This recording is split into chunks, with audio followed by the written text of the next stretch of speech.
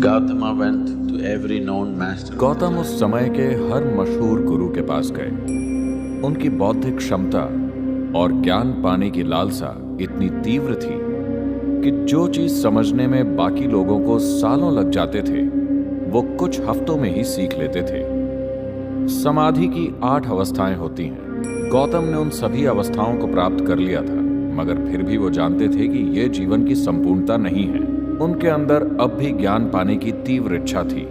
जब सारे उपाय बेकार हो गए तो उन्होंने अंतिम मार्ग का सहारा लिया, जिसे समाना कहते हैं। समाना साधकों के जीवन के सबसे मूलभूत पहलुओं में से एक ये है कि वो कभी भोजन नहीं मांगते, बस चलते रहते हैं। गौतम ने इस मार्ग को इतनी कठोरता से अपनाया कि वो उस दिशा में नहीं जाते थे जिधर भोजन मिलने की संभावना होती थी। वो बस सीधा चलते थे।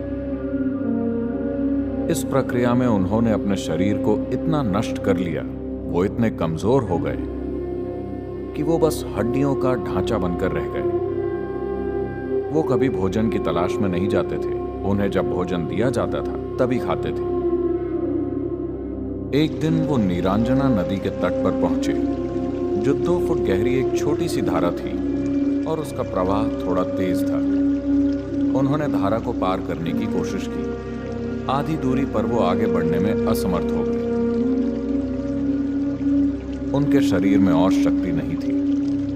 वहां एक पेड़ की टूटी हुई टहनी थी जिसे उन्होंने पकड़ लिया।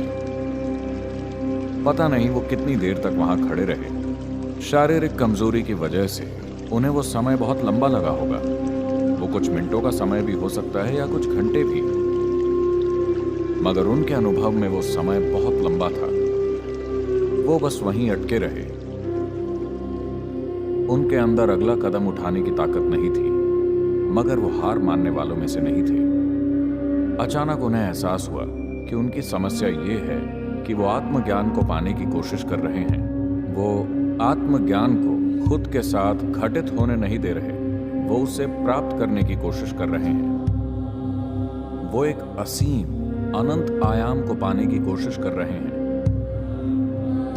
फिर वो शून्य हो गए। अचानक उनके अंदर नदी पार करने के लिए कुछ कदम आगे बढ़ाने की ताकत आ गई। वो जाकर उस बोधि वृक्ष के नीचे बैठ गए। वहां बैठकर उन्होंने निश्चय किया, मैं यहीं बैठूंगा। या तो मैं आत्मज्ञान प्राप्त कर लूंगा या यहीं प्राण त्याग दूंगा। मैं यहां से नहीं उठूंगा। और वो बैठ गए। पूर्णिमा का चंद्र उग रहा था और उन्होंने परम ज्ञान प्राप्त किया और परमानंद की अवस्था में वहां बैठे रहे।